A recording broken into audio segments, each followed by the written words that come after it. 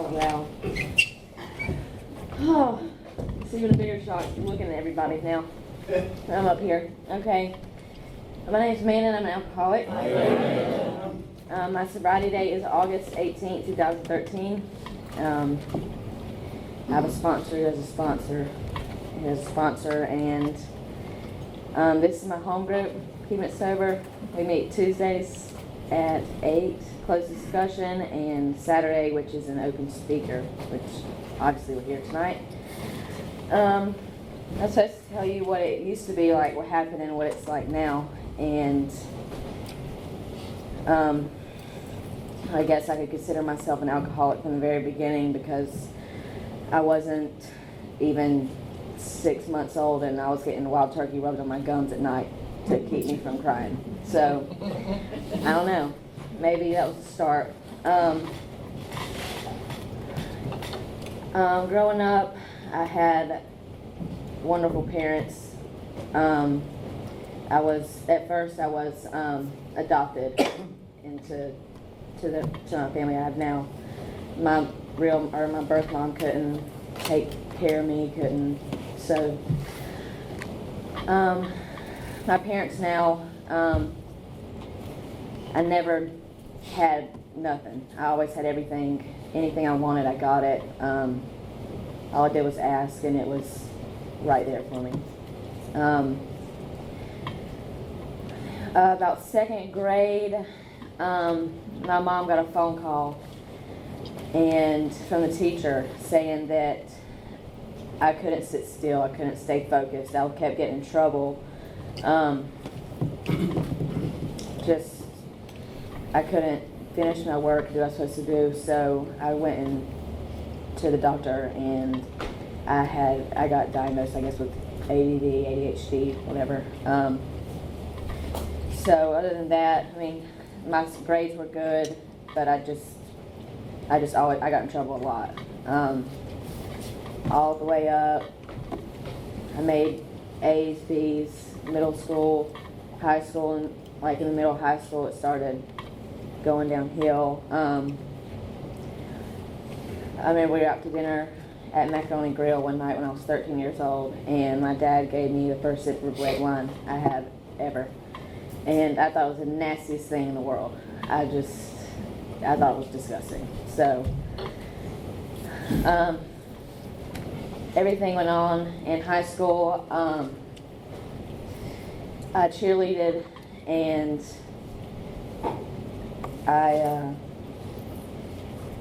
about 16, I guess you'd say, I started smoking cigarettes. I started getting to practice late. I started hanging out with the wrong people then. So, I'm sorry, I'm so nervous. And it's my first time, so it's crazy.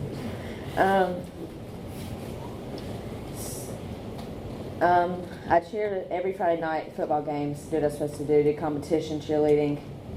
And when I wasn't there, I was at gymnastics. I got my first job at Donato's Pizza. It's a pizza place in Indian Trail, where I'm from. And I had met this guy, I guess, through somebody, I can't remember, but I met this guy, and I thought he was the greatest thing in the world. So I started hanging out with him. He had his own place. He worked for his dad at a lawn care business, and I thought everything was great. I snuck out of the house. I started sneaking out of the house, going to see him and doing all this stuff. And one night we were at his house, and we were drinking, just doing all this stuff. Then he pulled out some weed and some other drugs, and I experienced with those the first time. And just ever since then, I just kept following the same path, kept doing the same thing. And I'd sneak in late at night and go to school in the morning, and then I'd go to work. I'd park my car there and then make an excuse to get off early just so I could leave and go do whatever I wanted to, and leave my car there so my parents came by, they'd think I was at work. So I kept doing that when I was like 17. I was over there one day, and my mom had before then, my mom had just went crazy because she caught onto the drift a little bit, found out what I was doing. She put a GPS in my car and I guess she went on my phone and fixed the phone to where she could track it. So, I skipped school that day, of course, and I get a phone call from my mom and says to come outside. So I'm like, what's going on? I go outside and there's two people with my dad and my uncle, and they came up there, was talking to me, and the next thing I know, I'm getting in a car and I don't know where I'm going. I get all the way up to Burnsville, North Carolina. It was about 20 minutes from Asheville, and realized that I had been brought to a boarding school, Christian boarding school. Did not think that was going to happen. And so I got taken out of my public high school when in the middle of my right at the beginning of my senior year. And I was so mad at the beginning because I couldn't cheer no more. I couldn't do what I wanted to really do. So I get there and I finish out my high school year there. When I first get there, maybe a couple months after, it's during the winter, and I get this job at a ski and snowboard resort. And I love that. We can only go certain hours because the boarding school we could only work during the day. But I got a job up there, and then I graduated high school from up there.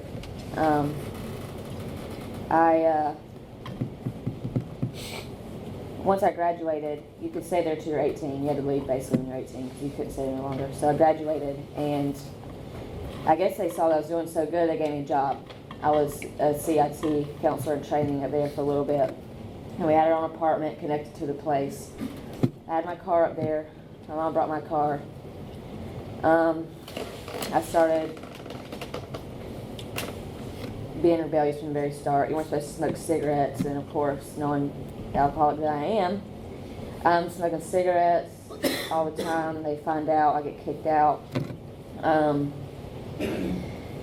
So when I'm working at this ski resort, I meet this other guy, and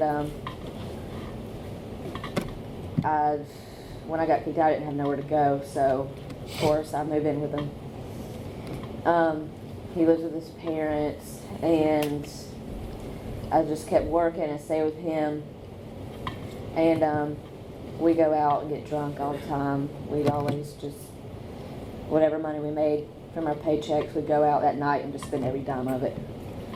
And he had friends that I met within weeks, or within days of staying with him, and they were doing other things, so I kind of got into that as well. I started snorting pills and drinking, and one night, just out of the ordinary, we get so messed up, and this guy that was abusive, so he took matters into his own hands that night. I left and went back home for about 6 or 7 months, and my mom didn't really want me up in the mountains, so when I got home, I stayed with them for a couple months, and then this girl that I went to high school with, I moved in with her, and we just basically split rent on this big house in this neighborhood. So I got this job at this place called Bonfire Bar and Grill, and great, right? So I was a waiter, so I made tips every night. The next day, I'd always go to the liquor store, get me a fifth of whatever was on sale. Didn't really matter because I chased it with like orange juice or something, so it didn't matter. So I go and do that. I sit in the pool. I'd start drinking probably about 10 o'clock every day. And I'd sit at the pool, drink, and at 3 o'clock I'd be done, go to the liquor store, get another bottle. And then that night, just do that, I started snorting cocaine. And I just kept on for about 3-4 months, and it just started getting bad. I went and hung out with my friend one day that I grew up in church with, and I was thinking about something, so I ran to the grocery store, and then I found out that I was pregnant, and so it was just crazy. Because the night before that, I was just doing so much stuff. It was just impossible that he would come out healthy. I was still snorting pills in the process. And I went and talked to a doctor about it, and she said not to quit right on the spot because you might have a miscarriage, just to wean yourself off of it. So that's what I did. When I found that out, I moved back to the mountains with Father. And we just kind of laid low at his parents' house. I still worked at the ski lodge. And this time, I got my job back. This time, it got worse.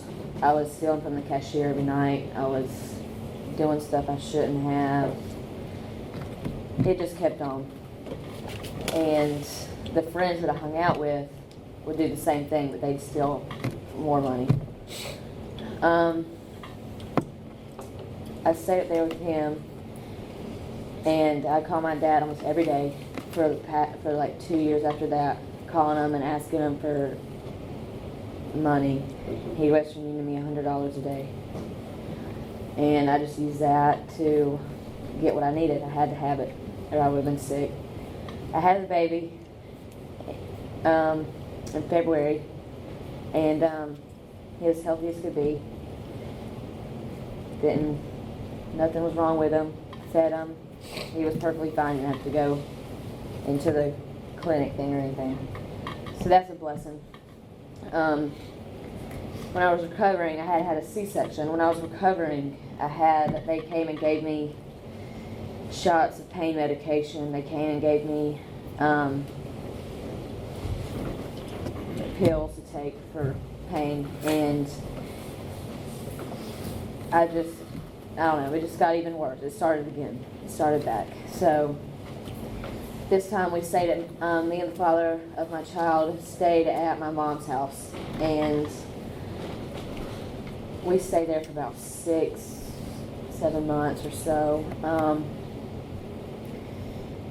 We just one day, it so happened that we just had the urge to move back up to the mountains. I've moved probably about 20 so times in like the past 4 years. And my mom didn't like it, but I couldn't really find what I needed at that moment when I was in Charlotte. So I went back up there, and I'd take the baby with me everywhere I went, doing what I was doing.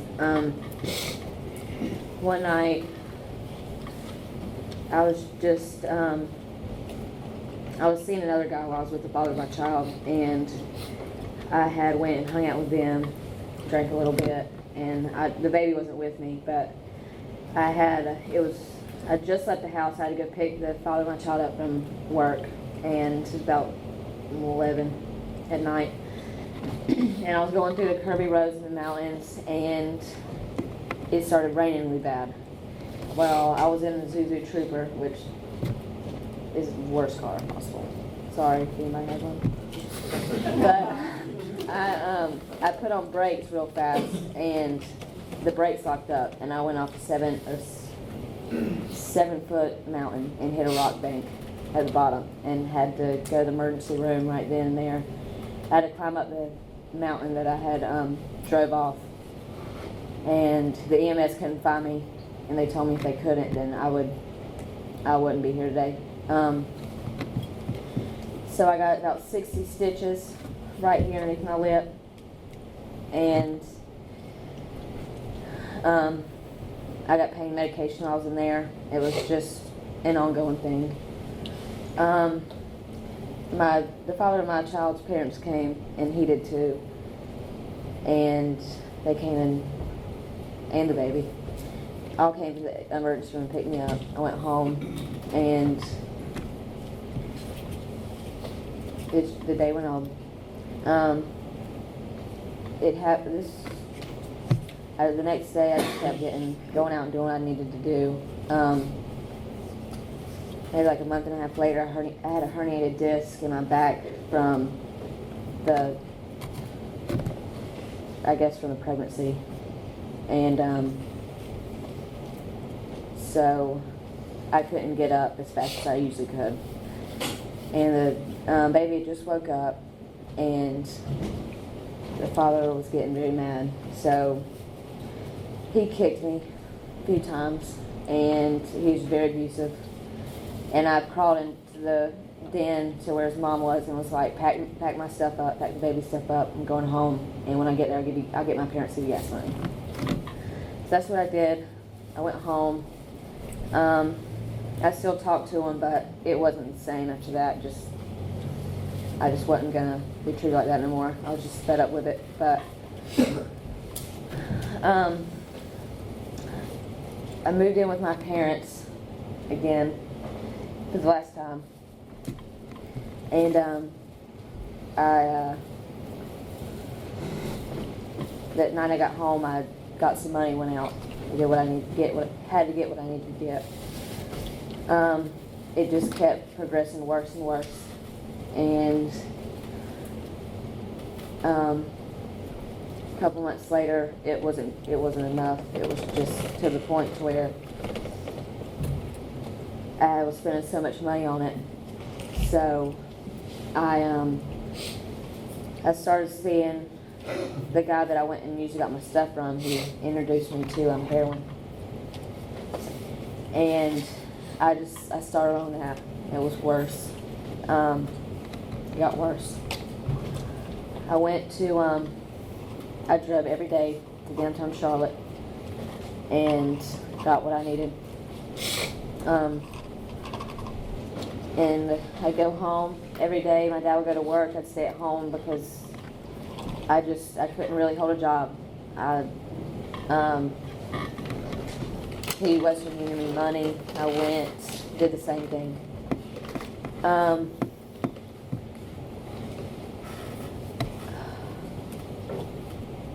I got to, one day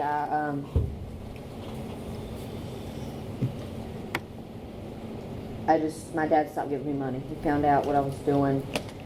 I came home, and my mom wanted to look in my purse and found all the paraphernalia that I had.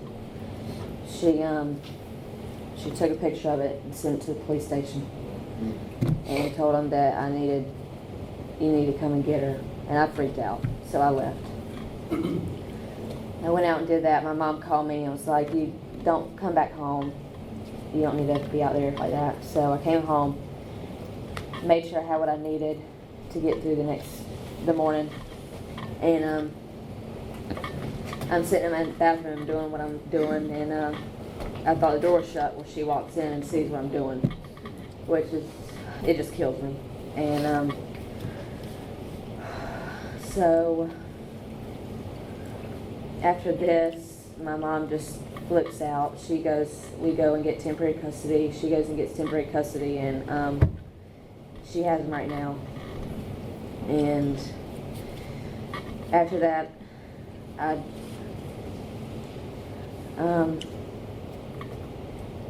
they just wouldn't give me what I wanted, so I left. I went to Greensboro, lived there for about 6 months, just running the streets. And I came back home one day and hung out with the same friends I did, oh, forgot something.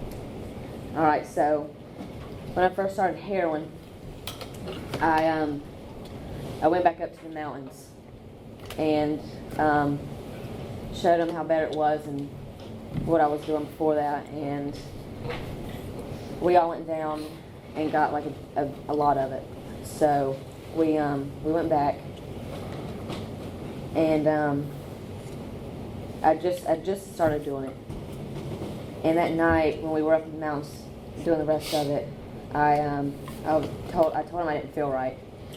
So I went and lay down on the couch, shut my eyes. About 10 minutes later, I was blue, laying on the couch. They got me off the couch real quick, took me to the bathroom, or in the bathtub, put ice cold water on me with all my clothes on. I woke up in shock, just throwing punches. I was so angry because I didn't know what was going on. I kept wanting to go back to sleep, and they would pat me in the face and tell them I need to stay up. I just OD'd, and that was that. Life and on, I still did it. So about a couple months later, after that, I was in the car with my old friends, and I had done what I did, and next thing I know, my head's in between my knees, and I wake up in front of an emergency room, and I'd done it again. So I was like, I'm not going in there. I'm not going in the emergency room. Just take me somewhere.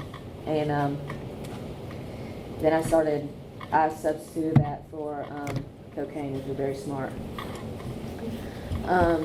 After that, I had left and went to Greensboro and stayed there for about 6 or 7 months. Running the streets, robbing people. Met certain dealers that would give me what I needed for the lowest prices, and I just started doing that. I robbed people left and right. I didn't care how much money you had in your pocket.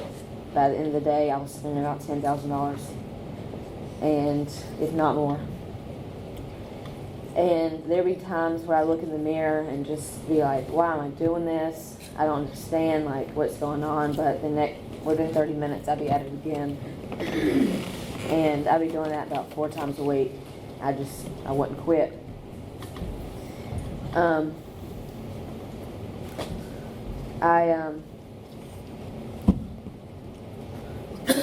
Before I got caught by the police,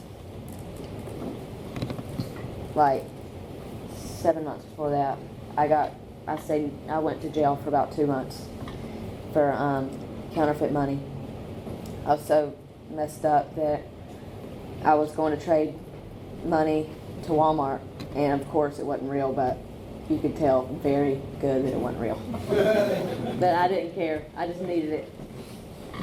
And so that happened. And then when I was in Greensboro, I met the wrong people. I just got worse and worse every night.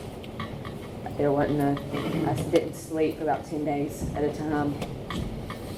And about every 30 seconds, I wouldn't stop till I passed out. Then it got to the point to where I got caught with a felony possession charge and paraphernalia charged, and I was going to sell some stuff because I was selling it while I was doing it, so it made it cheaper for me, easier to get what I wanted. I was going to sell it to somebody, and right before I sold it to them, they were in a hotel room. Right before I sold it to them, I went to the bathroom and was about to do what I needed to do before I did it. And next thing I know, the cops bust open the door, tell me to put my hands behind my back, and I walk out, and it's a conjoined room, and there's probably about 20 cops sitting in the other room with computers, everything. And it was just crazy. I didn't go to jail. I got a paraphernalia ticket, and they told me to call on Monday, or else I'd have the other one. So I called on Monday and told them that I'd just moved up here. I didn't know nothing, and they were like, okay, well, don't worry about that charge. Well, 3 months later, I get called again by the police. They run my record, and I've got an outstanding warrant. So I don't know. I guess it was for the good, for my good, but not at the time. I didn't think so. So I went to jail. I spent 4 months in jail, and I went in there August 17th. 4 months. The lawyer would come and see me ever so often. I never went in front of a judge. He got it. I just had to go to treatment. So I went to Hoke Valley. After I got out of jail, I went to Hoke Valley Treatment Center in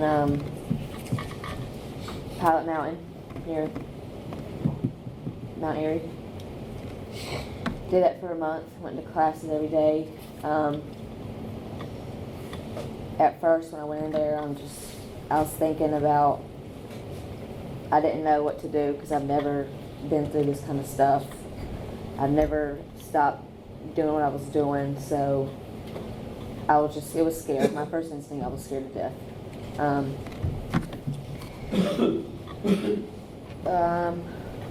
We had class every day, 4 classes, and I ate very good, very good. After I got out, they requested the Bethany house. So I got the Bethany house, and I stayed there for about 4 months. And we went to meetings almost every day. We did go to meetings every day. And going through the process of getting out of jail and stepping into like new things, it was just, I didn't think that I could do it. And so I did what I had to do my chores. 2 months into the house, it was, I think, Monday, and I just sat on the couch the whole time. Didn't do nothing, didn't go look. I did look for a job, but when they said they weren't hiring or didn't have a spot open, then I was like, well, I can sit on the couch for a week, 2 weeks, whatever, it's all right. So it was Monday, and the director was like, you need to find a job by Friday or you're out. I'm like, oh great, it's perfect. And so Thursday comes, and I went to Mac's breakfast and got a job, and he said come in Friday. So the Lord answered my prayers, because I was really not wanting to go there, because I had nowhere to go at that time. And then I worked, and then I left the house, and moved in with my boyfriend. Great how things happen, right? So,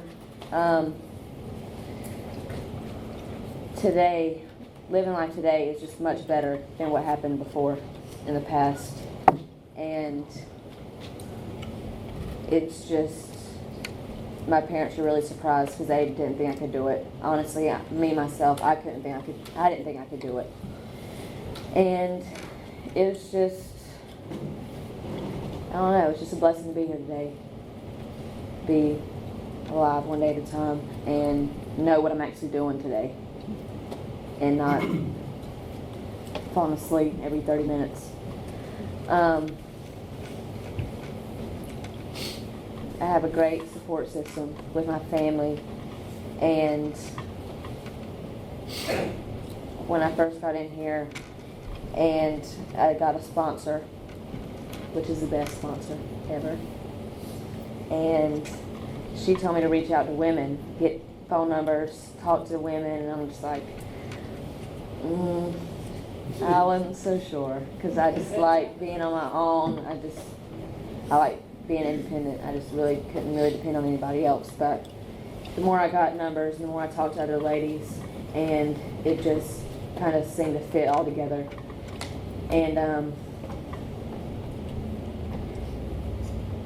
this experience has changed my life, and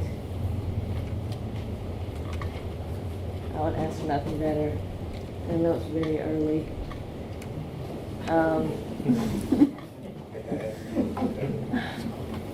But I'm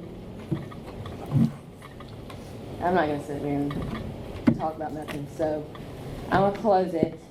And when I was in treatment, I heard this, and it's just kind of stuck with me to the very end. But it says, when you reap a thought, you sow an act. When you reap an act, you sow a habit.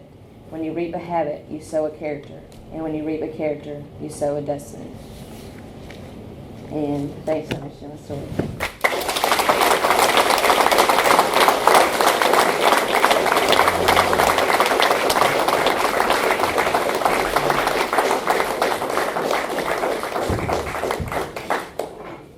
Thank you, Amanda. That was wonderful.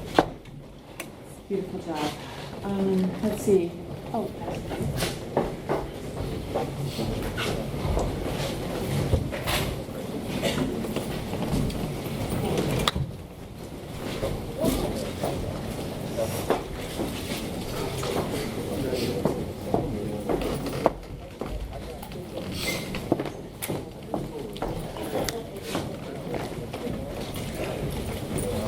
okay, we have no dues or fees.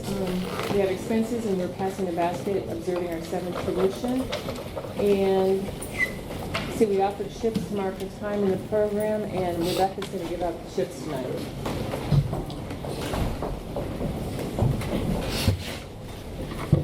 My name is Rebecca, and I'm an alcoholic.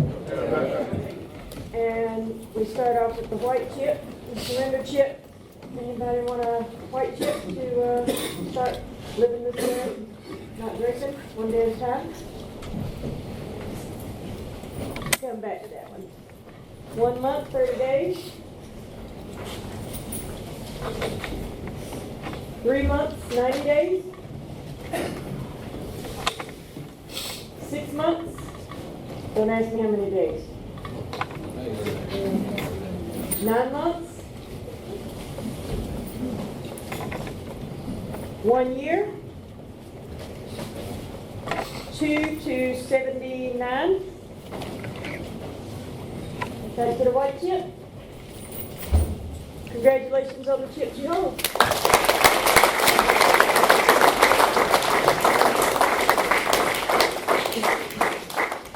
Thank you, Rebecca. We hold a raffle on Saturday nights. The money from this raffle is used for activities this group supports throughout the year. And Nate or Trip will pick the winning number.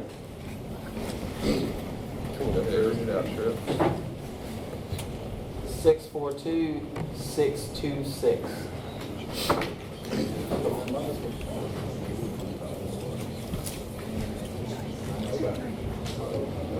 642-626.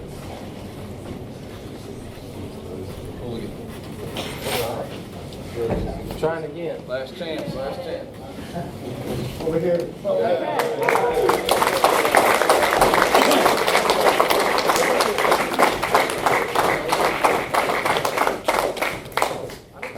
If you have the winning number, please see Nate or Trip after the Lord's Prayer to get the AA books of your choice. Again, thank you, Amanda. You did a beautiful job. We really appreciate you being here tonight. Please bring your cups and trash to the kitchen after the Lord's Prayer. I appreciate the honor of sharing tonight. I do not know who next week's speaker is. And our 12th tradition reminder. In closing, let us all be reminded of our 12th tradition, which states, anonymity is the spiritual foundation of all our traditions. Every reminding is to place principles before personalities. I have the right to say I'm an alcoholic and that I attended this meeting, but I do not have the right to say you're an alcoholic or that I saw you here. What you've seen and heard here is a trust, leave it here. The doors of AA are always open. Those who enter are free to leave. Those who leave are free to re-enter, and those who stay